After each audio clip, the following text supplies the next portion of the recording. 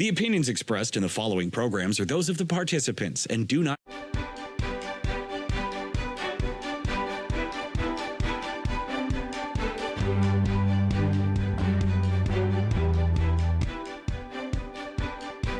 Hi, and welcome to Politically Speaking. I'm David Shearman. This is part of our Rogers TV election 2022 coverage as we interview the candidates for Bruce Grey Owen Sound, and there are 9 of them. Wow, we've got a real packed slate. Well, my guest today is Raymond Heiken, and Raymond shouldn't be an unfamiliar name to you because last fall he ran in the federal election. And now he's decided to toss his hat into the provincial ring. Reima, good to see you again. Good to see you too, David. Thank you for giving me this opportunity to flaunt my base. You're most welcome. You're most welcome. Now, tell us a bit about yourself. My name is Raymond Heiken, born in Finland, 1948. And came to this country in 1969 and have lived on a farm last 47 years. Raised a family here, experience in farming, small business, and pastor, my dearest thing of all. And now, yes, did you want to ask the question? No, go ahead. And now? I decided to run again. I'm a stubborn dude. Our government has gotten so big that I believe it's much beyond the consent of people. It is no longer government by the people, for the people. And it seems there's very few voices to speak against. Just our money spending and our ways are not sustainable in so many ways. And I'm definitely against potentially upcoming mandated vaccines again, mandated lockdowns, masks. All those are okay if you want to wear them, but if you don't want to wear them, our Constitution gives us right to be free to decide for our own bodies what is right and true. And those are the kind of basic platforms. I'm about the freedoms, life, equal opportunity, and family. 5 pillars that I like to stand on and take to the government. Another idea is we need to go back to godliness in our government principles on lawmaking. And it would become very much more simple, and our society would find its way by listening to the good book. Again, very few voices are talking about that. Of course. I presume you mean the good book would be the Christian scriptures. Yes, the Holy Bible, Christian Holy Bible that has immensely blessed the world. You look at all the countries in the world who are the most desirable to come to. People often from other places where the mess has been created, usually by governments. Die trying to get here than stay in their home front. And that is a sad occurrence. It's not a matter of physical resources, it is the spiritual condition of the people. And that's the main reason why this country is so awesome. It is truly something, and increasingly so in the way the world is turning. So you would propose a spiritual solution to the issues of the day? Yes, I would. I would first of all like to bring to our provincial parliament the Lord's Prayer to start it off. Asked his counsel. It is amazing what power the Lord's Prayer is. If you remember, the Lord has created heaven and earth, and then he gave this all to us people to choose. And whatever we choose seems to go. And when we choose, like in the Lord's Prayer, we declare that the Lord, your name is the highest. May your kingdom come on earth as it is in heaven. So what is in heaven? There's no death in heaven that enslaves people. There's no sickness, there's no repression, but creativity, love, joy, peace, and no taxes either. So you're proposing no taxes at all? No, we need taxes. We are deep into this thing. Mm-hmm. But Okay. what I'm seeing right now is that so many people are approaching that critical point where they cannot handle increasing cost of living. Price of gas is the one that has surprising effect. It just about hits everybody, and it wasn't really in the books, and it wasn't that people could really play for it, especially when the what do you call this tax? So forgot. Carbon tax. Yes, carbon tax is completely untimely. It may be in principle, but untimely when you consider the situation that it has caused.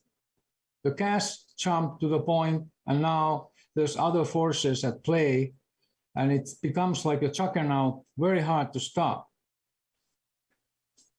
And I would propose that we would find a way to do away with the carbon tax. Mm-hmm. Hopefully forever, but at least till we are more equipped and people are more prepared to deal with that extra burden that government has brought on at the very inopportune time. So I would be working towards eliminating that if possible, or having it, like making it half and then capping it so it wouldn't increase with the price of gas. How would you address climate change then? Because part of the whole reason for the carbon tax is to help us reduce carbon emissions, which are a major source of climate change. How would you address the issue of climate change then? Already the inflation is dealing with the climate change to some extent. Since everything is so expensive, people are living more frugal ways. But yes, to deal with like I said, the spiritual condition on the government and people surprisingly will also curtail our activities, because people seem to know more what they are about and where they are going and coming. This is like a policeman friend of mine shared with me that he's dealing all day long with people who are going 110 kilometers an hour to nowhere. Mm-hmm. And some way I can share that thought in my mind. In my days when I didn't have a relationship with my Lord, I spun wheels a lot. And already the cost of things and cost of living is curtailing people's activity. And the question is, where on earth is this carbon tax pot or money going? What is it doing now to deal with our carbon production? I don't have really a clear thought on that at all. Does anybody? I haven't heard even talked about that. So unless there's a place for that money that clearly will start dealing with it, that would be another reason to justify it.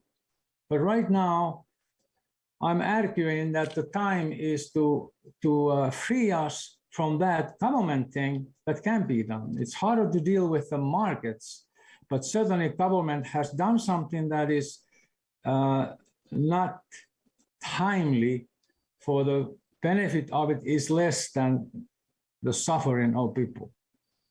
So I'm against that. So, but I'm for, first of all, one primary thing is we need to uphold the Constitution. Our federal government, unfortunately, is not guarding us because it should make noises if the provinces will not uphold the Constitution, because the federal government is the one that is being really charged to uphold it for us too and protect citizens from government. Our government is becoming downright scary. Bill 100, I will propose and work towards repealing it. What does Bill 100 say? Bill 100 gives government extraordinary rights to punish those who peacefully protest or even support protesters. It gives them right. I even hate to use that word because they don't have the right, but the man seems to be giving rights that are completely unbiblical and unbeneficial. So I believe the whole idea for the Bill 100 was inspired by the Freedom Convoy of the truckers that touched, I dare say, hundreds of thousands of hearts in this country. And because of that, they felt so threatened that they created that bill that going forward will hinder freedoms of expression in this country and in this province. So I will be working towards those things, very basic things, upholding the Constitution, very simple, but yet seems to be that they find reasons to justify it. There's one clause called Section 1 that they have misinterpreted and found a way to wiggle out of honoring the Constitution. The originator of the Constitution, Mr. Beckford, clearly says he's one of the last living members of the originator of Charter of Rights. He says it wasn't meant for that purpose, that it gives excuse for government to activate that clause at any turn. And this certainly isn't the turn when it violates basic rights of people. I have nothing against vaccination, but mandating it, I have. So you're referring to what's called the Emergencies Act then, which is a piece of federal legislation with provincial parallel. Yeah. Okay. That increases powers to stifle any criticism of government. And that's not democratic approach to the matters.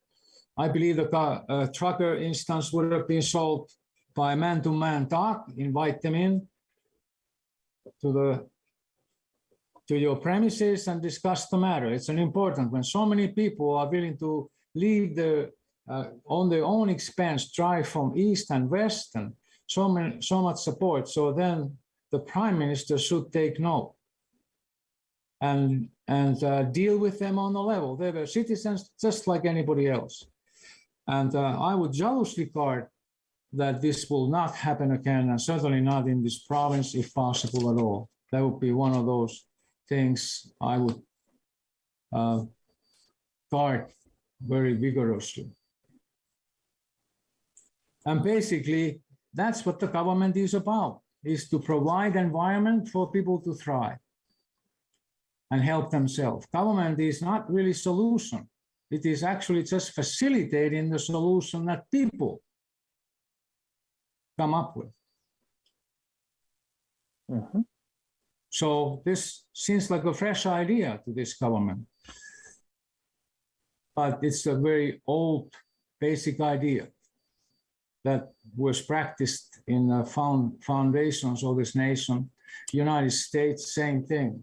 Very unusual. We the people, it says in the Constitution, and how true that is.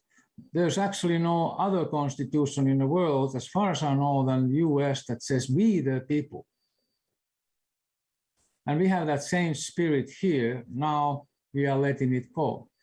And we cannot be blessed by walking away from something very foundational that releases mankind to do and seek their happiness and purpose in a society within the rules that we all understand and respect. See, we people, we are spiritual being, basically. The Bible says we don't live by bread alone. And our society seems to be assuming that that's all we need: roof over our heads and bread to eat and a little bit of pleasure, and then pay your bills and die. That's it. Next. No, we are created in the image of God to be creative, to love by choice and decision. It is our decision and privilege to love instead of hate. And when those things are set free in men within a context that we can all help ourselves, we are dreaming of. By the way, talking about dreaming of, our cost of living has not now prevented many people, young people especially, young married couple, no matter how hard they work, most of them can't buy the house for themselves. And that was a foundational thing when I came to this country. I wanted to have a place to live, my own piece of property and enjoy it. And I worked towards it very diligently and saved. But that same method right now is not available to young people. So we must make sure that we release the private industry to build, and not only big builders, but the small builders. And also proposing that in rural areas, the farmer will have a right to take the small property, small lots out of the roadsides and place their own children and their employees. That's one of the problems right now, that the farmer loses his children to the world. They go to university and go to schools and they never come back. And now our average age of farmers is probably over 60. So you would propose that farmers be permitted to sever additional lots off their primary land? Yes, on the side of the roads only, where there's already usually hydro wires. And you could also consider that we, instead of selling it, it would be leased for 100 years. And then when the situation is that it's not really needed, it has not really taken the farmland out of action. If the farmer wants to take the house away, he can. So whatever it takes, we need to get children interested in the farming area. This is where we live, Bruce, Creo, and Sound, predominantly farm area. It's very important to us to make sure that our children also can choose farming, that there is no clear obstacles for keeping them on the farm. It is so heartwarming to the farmer when children continue. Instead, sorry. No, go ahead. Go ahead. Instead, in many cases, they take up violin or something else. For farming, because the farming has not been made attractive. There's such a threshold involved to get into farming, especially sectors that are operated by regulated markets. Milk quota being one example, and the broiler quota. They really distort the marketplace right now. Uh-huh.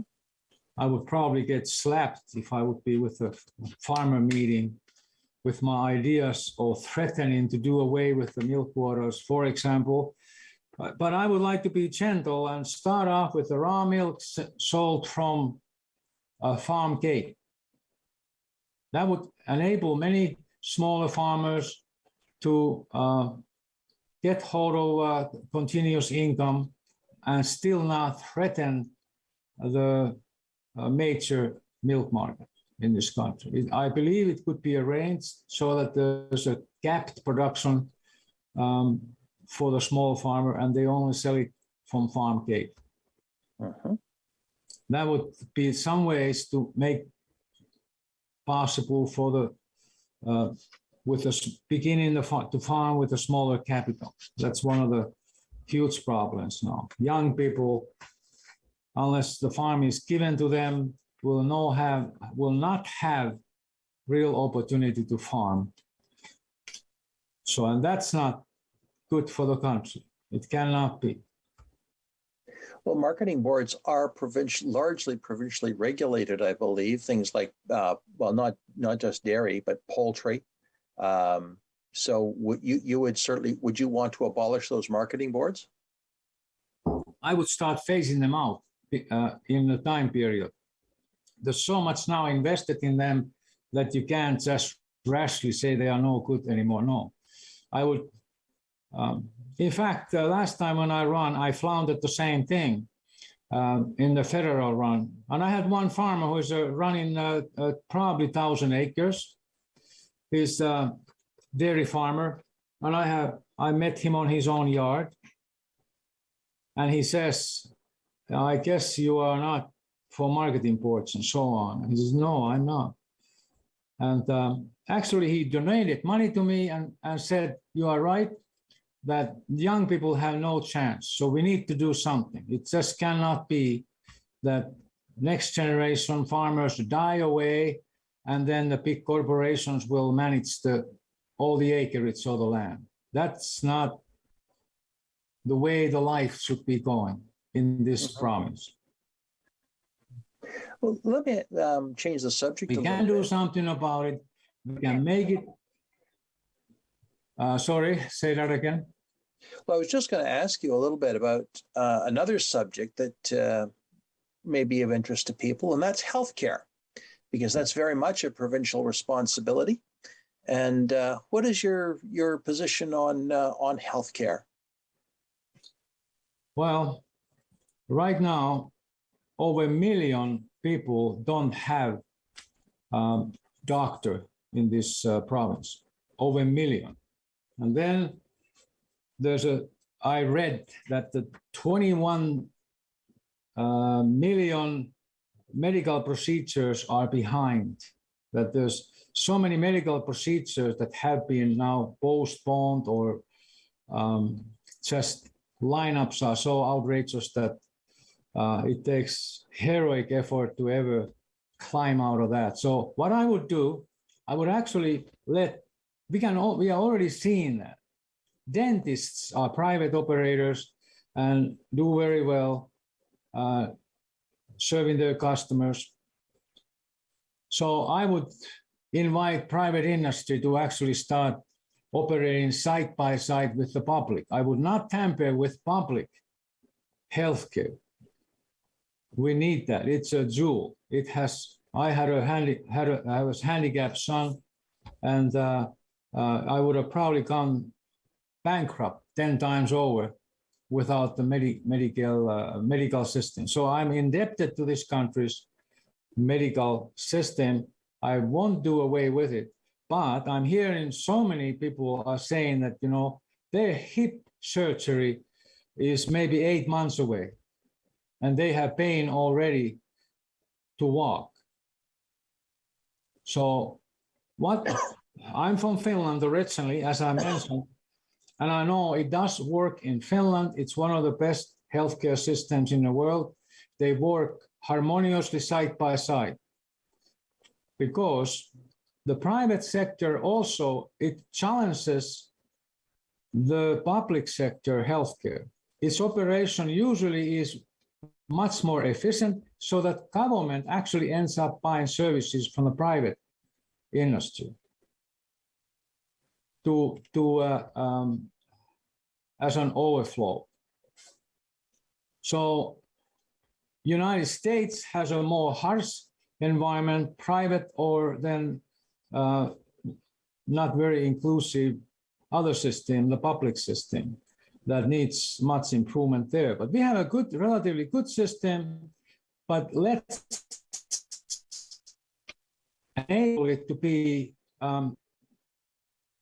less burdened with the backlogs. Because the private industry, when it comes in, we have already Life Labs, for example. I think it's a private operation. It does much of the laboratory work and laboratory testing and so on. I would start inviting private industry in a suitable places where especially there's a great backlog right now. So if it's a heart surgery, then let the private industry create the way to operate heart operations and take the load off from the public system. And I know there's some public system looks very good, but as we can see, the problems are mounting, and it's time to do something. There's a vested interest in the status quo. Of course, it's hard to change, and many people are scared that then it becomes two-tier and only the rich get the care, and that's not true. It don't need to be that way. So that would be my main solution, that let's get private industry helping us with overload, and it should work. How would you respond to the nursing shortage? Nursing shortage, right now, one of the causes of it is response to COVID. Not COVID, but response to it. I know nurses right now that are still out of job because they just don't want to have a vaccine. So I would, of course, eliminate as soon as possible max vaccine mandate and invite them all back. I believe it's not just money that they want more. It is environment to work. They want the free environment to work, and they want that their work goes somewhere and that there is no bottlenecks for that function in the hospitals, which I hear there is too. But first of all, away with the mandated vaccine, get them back to work. And I believe it is a very good quality on nurses that walked away because of it. For some reason, I have this idea. Well, Reima, I want to thank you for your conversation today. We're just out of time, and it's always good to hear from you. And best wishes on June 2nd, and perhaps we'll talk again. And thank you, friends, for being a part of Politically Speaking. Okay. I'm David Shearman. My guest has been Raymond Heiken, who is an independent candidate in Bruce Grey Owen Sound. We'll talk again.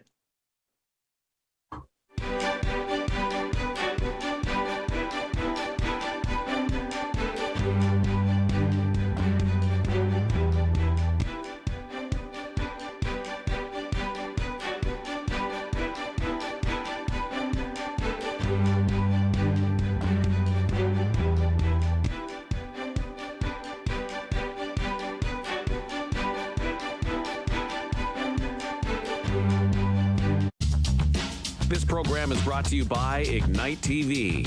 Now you're in command. Visit Rogers.com for more details.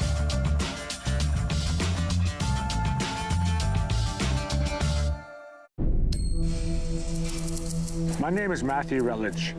I'm a 60 scoop survivor, born in Red Lake. Was adopted from there to Toronto at the age of 4.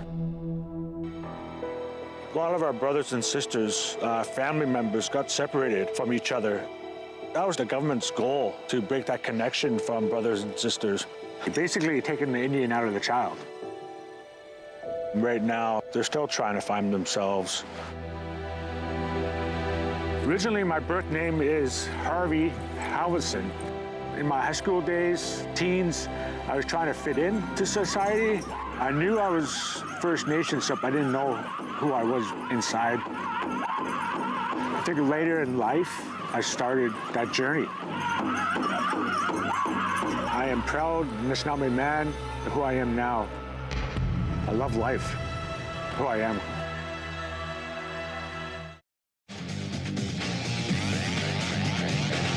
Hi, I'm Gavin Bryant, centerman with the Owen Sound Attack. Catch great OHL action on Rogers TV as we bring you Owen Sound Attack games live, both home and away. The opinions expressed in the following programs are those of the participants and do not necessarily reflect those of Rogers nor Rogers TV.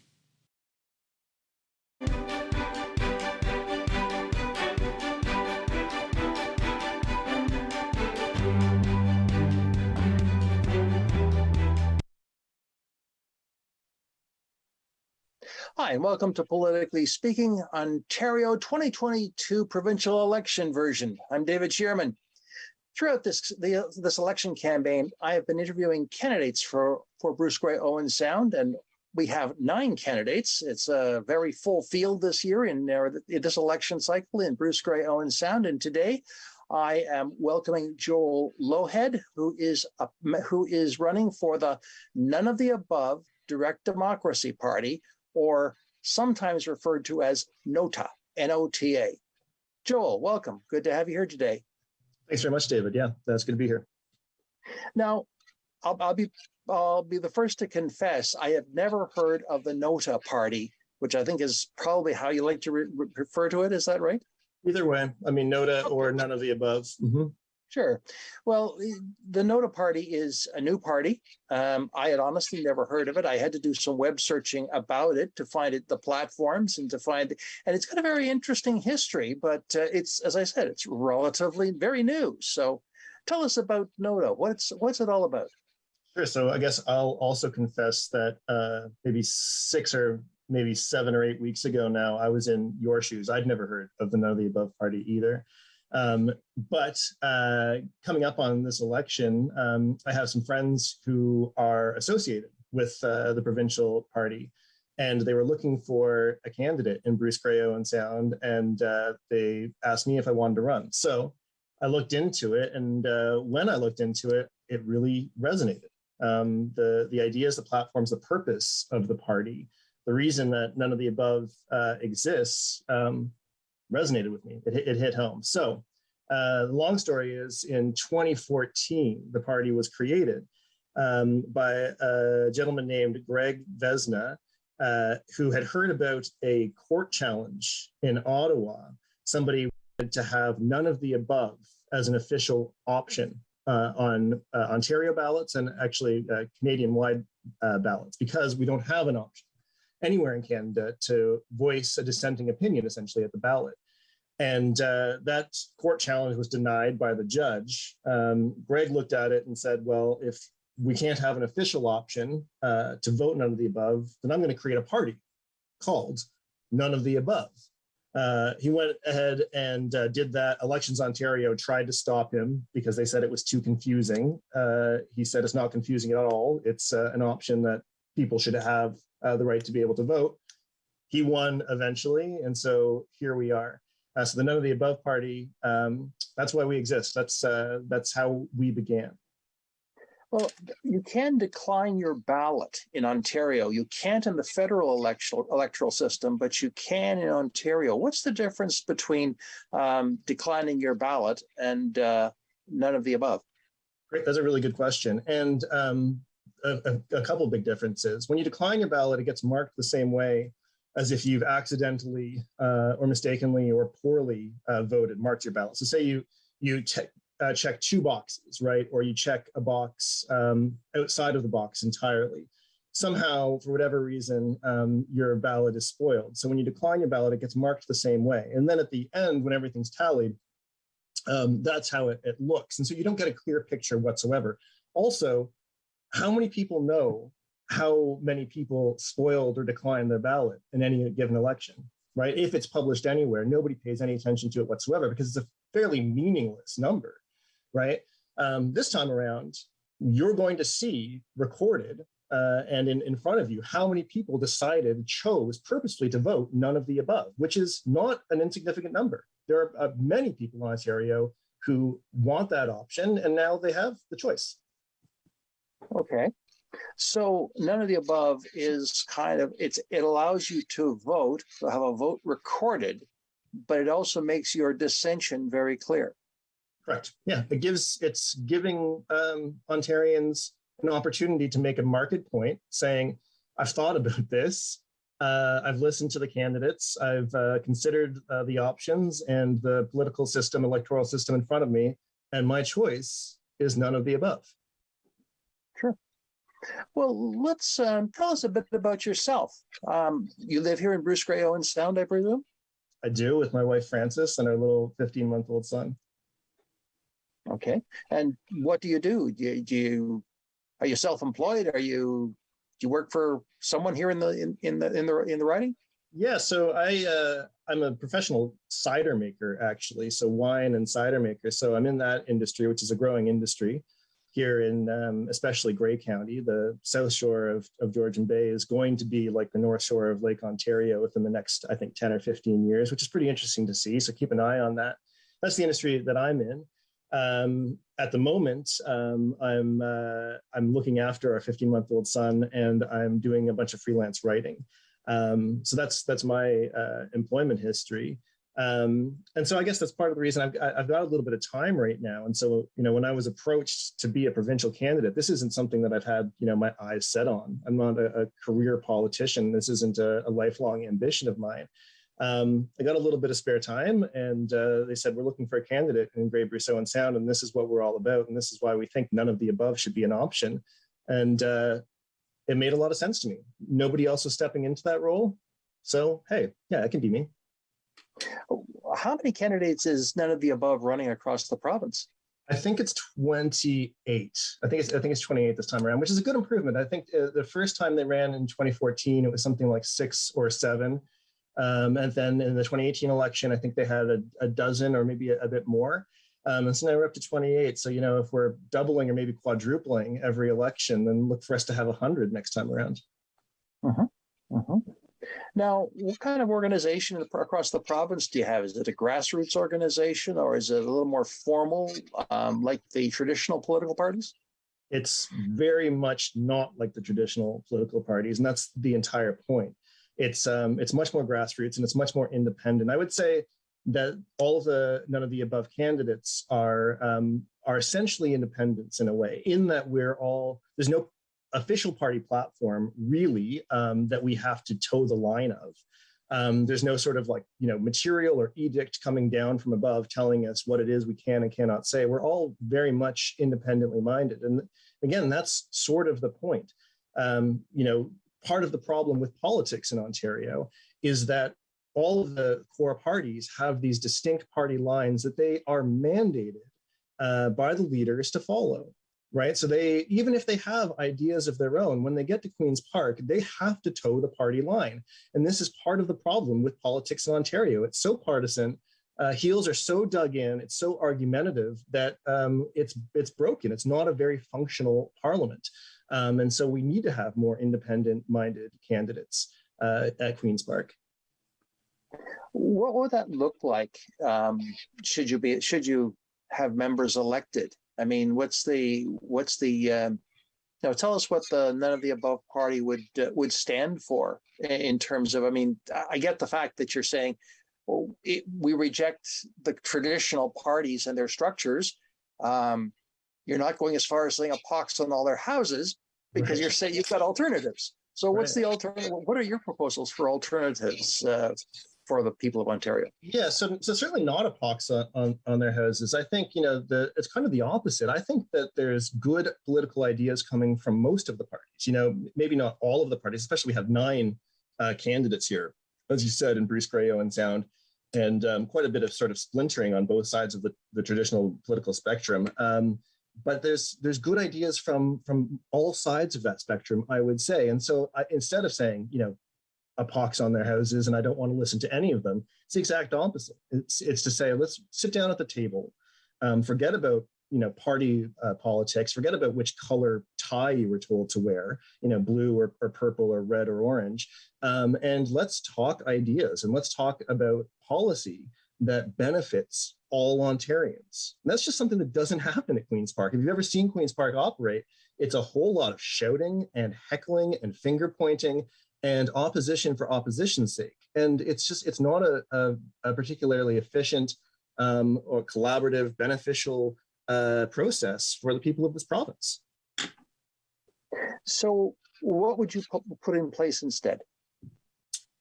Great question. So you can start right away with shaking up the way Parliament physically sits, right? So right now, it's like a football stadium, right? Or a hockey stadium, maybe a better analogy here, where you've got, reds and blues and oranges and green sitting all together and opposed. And so other parliaments around the world actually do this differently. You can have randomized seating in Parliament. And that sounds like a radical idea to us because we're so used to the fierce opposition at Parliament. But when you randomize the seating, you do it alphabetically or you do it, say, geographically, what ends up happening is you get less of that sort of, blood sport team mentality and more of a neighborly, collaborative Parliament, more of a cooperative system. And isn't that what we want our Parliament to look like? Aren't we? Don't we hope that our politicians are sitting and speaking and thinking about ideas that benefit all Ontarians? So once you change the seating, what will be next? Eliminating party whips and eliminating the necessity to vote along party lines. I think that's a real problem, right?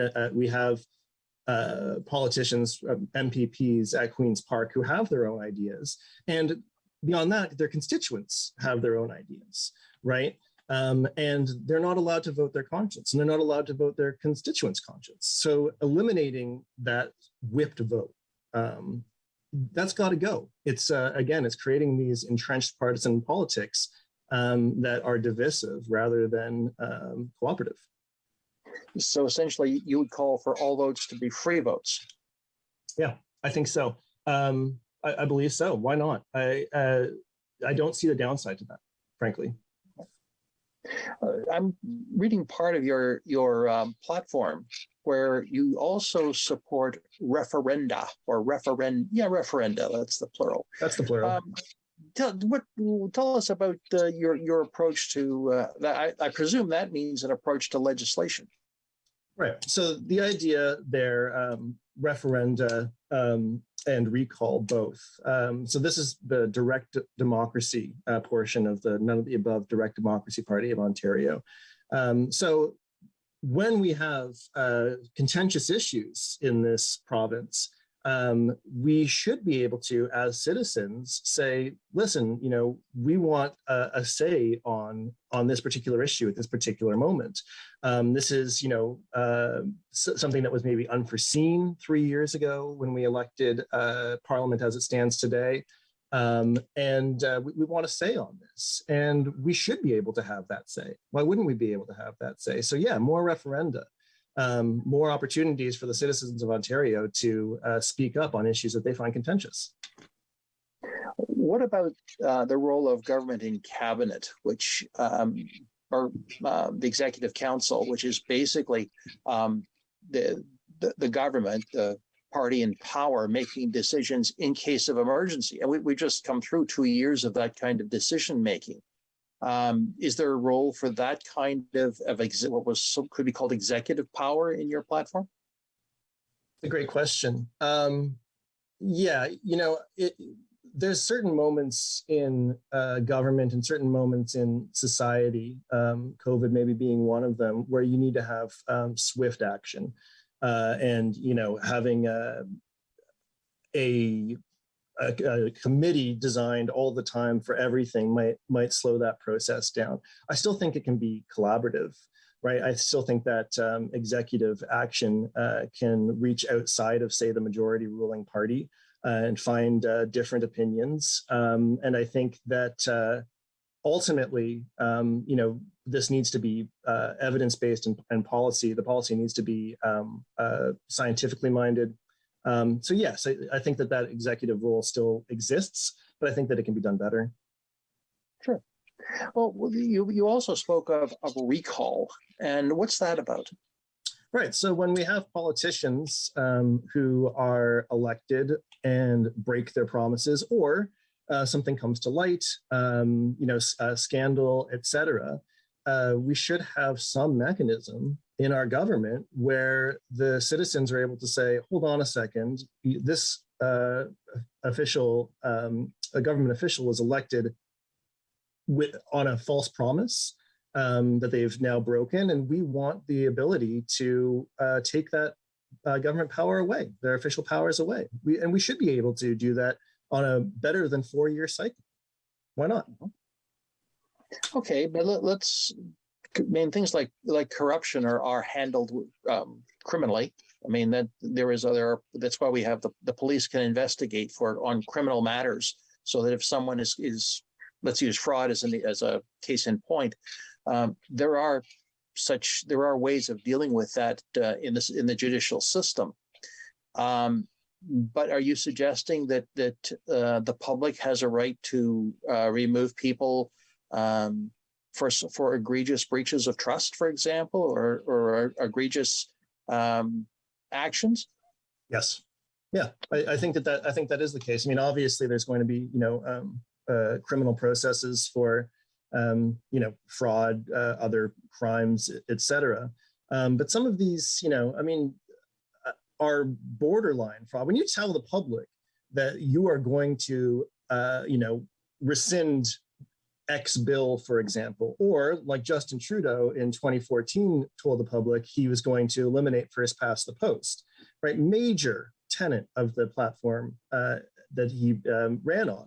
1,000 times he promised to Canadian people that this was going to be the last election of first past the post, and then walked that promise back. We should have an opportunity in that moment to say, you promised, you broke that promise, and we're now breaking our promise to you.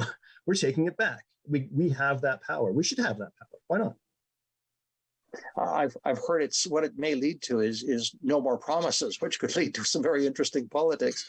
Wouldn't it be nice if politicians made less promises? Wouldn't that be nice? That sounds nice to me. Well, I've heard it said that the only place for promises is in marriage vows or in the court. But sure. So sure, yeah, not politics. So right. Anyway, well, it's an interesting option. And again, the question, probably the devil's in the details, because where do you set the bar? Who decides whether a promise has been kept or not? Well, I guess we throw this back to the people. And the thing is, this isn't theoretical. The idea of a recall vote isn't something that's, been theorized but never put into action. It exists elsewhere in democracies in the world. This is something that you can see, and you can see that it works.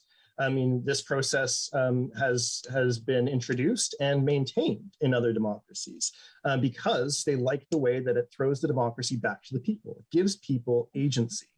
One of the criticisms of that I've heard is that, people aren't, the citizenry isn't nearly engaged enough to want to even, they're not bothered, they're not going to be bothered. Well, of course they're not bothered. They don't feel engaged. We feel promises are made and broken. We feel so consistently lied to, and then we feel so powerless to do anything about those lies that we disengage. We have a citizenry that is disengaged from politics because it is purposefully taking the power away from the people who are meant to be the electors, us. Mm-hmm. Excuse me. How would you, what strategies would you use to engage electors? I mean, it's fine to say, okay, we'll give you this, this, and this, but can you be a little more specific about the strategies you might use? Yeah, fantastic. So I looked this up, and we had 56% voter turnout in 2018, right? So almost half the population is completely disengaged from politics. So they want no part in it. It also, when you have a none of the above option on ballots, that increases voter turnout. And that's been shown in the countries where an official none of the above option, people don't show up to the poll because they don't want to vote for any of the above. If you give them the option, they want to vote, they want to voice their opinion, they want those parties to know that you aren't speaking to me and I'm fed up with the way that you've been politicking. So that's simply having a none of the above option on the ballot is a form of engagement. So that's one.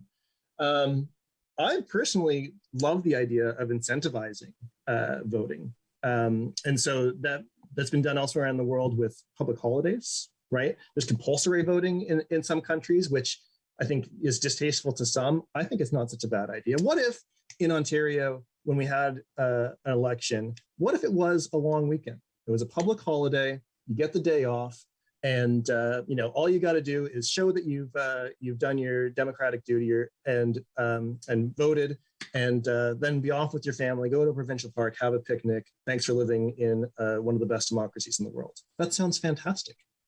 Mm-hmm. I know Australia, for example, has compulsory voting laws, and if you don't vote, you could be charged. It's like a speeding ticket, I believe.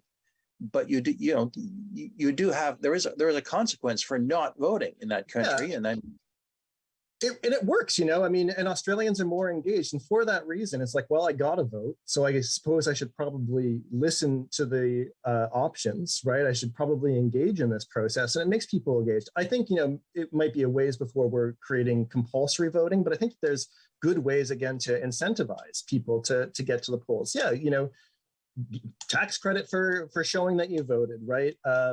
Again, a day off, enjoy the holiday, but you just got to show proof that you voted. And it gets people engaged. So we want a citizenry that is engaged in politics. We don't want a citizenry that is apathetic. So far, the none of the above party is about governance, what I call governance policy. And that's fine, but people are going to be asking, okay, how are you going to represent the people of Bruce Grey Owen Sound? What are you going to do about healthcare? What are you going to do about housing? What are you going to do about climate change? There's three. Mm-hmm. Yeah, great. These are great questions, right? So if I get elected by the people of Bruce Grey Owen Sound, they're my constituents, and I am going to listen to what my constituents, my electors have to say. So I'm going to be in communication with them. I'm going to have town halls. I'm going to be going to farmers markets, right? I'm going to be going to public events, and I'm going to be saying, what's your idea on this? And I might have different ideas, right? I might have my own ideas, but even though I'm independently minded, and I will sometimes vote my conscience, perhaps, I'm still beholden to my electors, my constituents, right? I'm a representative of the people of Bruce Grey Owen Sound. So again, direct democracy. You've elected me. You have ideas about healthcare. You have ideas about climate change. You have ideas about inflation or affordable housing. Talk to me about them, and I'll bring those concerns to Parliament. So, and that's good. But how would you respond to the public service who say, well, just a minute, we have debts to pay. We have there are certain things to running the government that you can't duck. How would you respond to that? Well, yes. There's going to be, not everything can be again decided by the committee of the 100,000 voters of Bruce Grey County. So again, I'm going to have to weigh the options, think on it. I'll do my own research. I'll look at good evidence-based policy and I'll act accordingly. I have my own sort of political leanings, my own political opinions. And so, I'll listen to the people of Bruce Grey Owen Sound. I'll listen to experts. I'll look at evidence, and I'll make decisions that I think best benefit my constituents and the people of Ontario. It sounds like that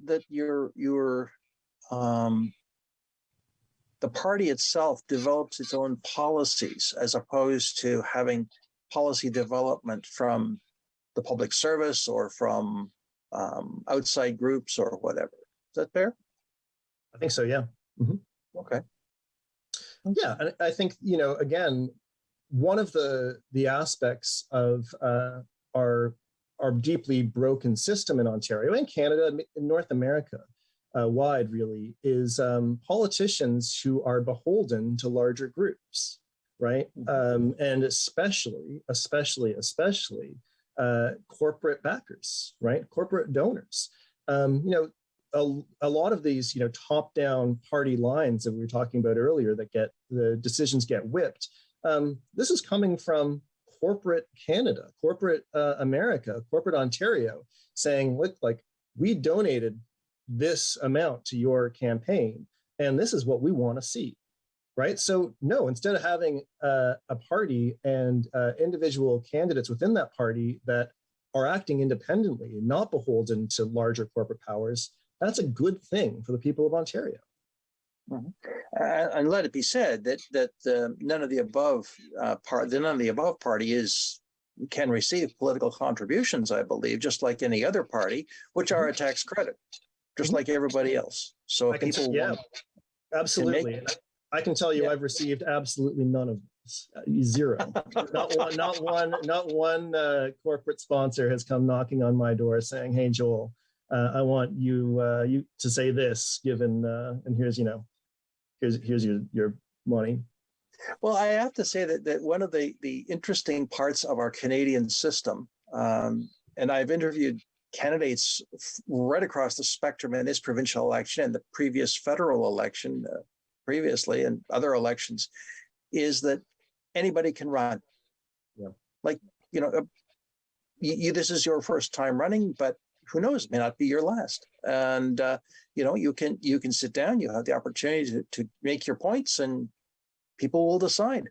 It's fantastic. I participated in my first all candidates debate just last week, and to sit there with 8 other candidates, there's 9 of us here in Bruce Grey Owen Sound, and really, a wide variety of opinions. And it's refreshing to see. And this is a sort of direct democracy that I'm talking about. Refreshing to see citizens who have opinions, who have feelings, who really, every single one of them wants what's best for Bruce Grey Owen Sound and what's best for Ontario. They all believe it. We all believe that.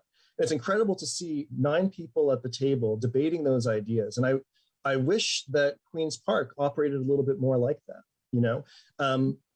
At the end of the day, the 9 candidates that we have, only one of them is going to go to Queen's Park, right?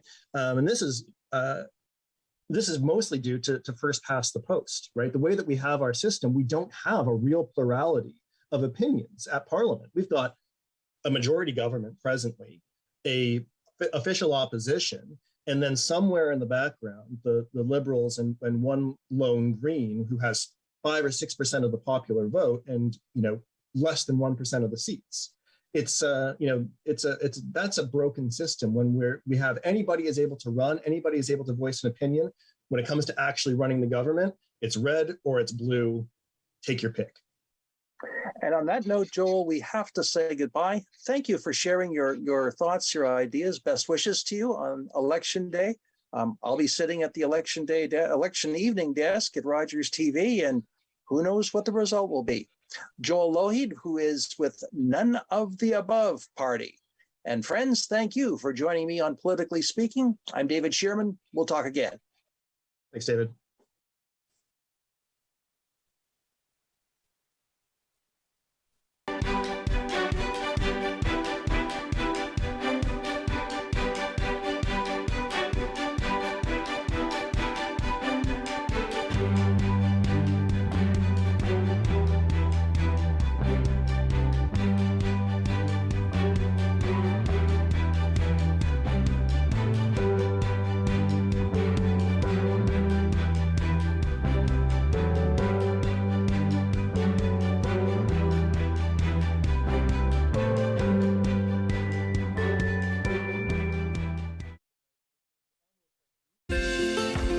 Call the Rogers TV Viewer Response Line.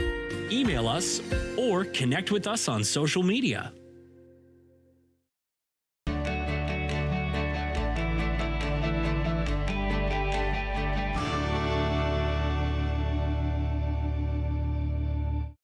Every year, dozens of Canadians are killed or seriously injured because they take risks around railway tracks. Talk to your loved ones about rail safety. Visit stoptracktragedies.ca. Calling all journalism students, Omni Television is once again awarding scholarships to qualified students pursuing a career in third language journalism. Canada is a multicultural country, and I know that there are a lot of people like me out there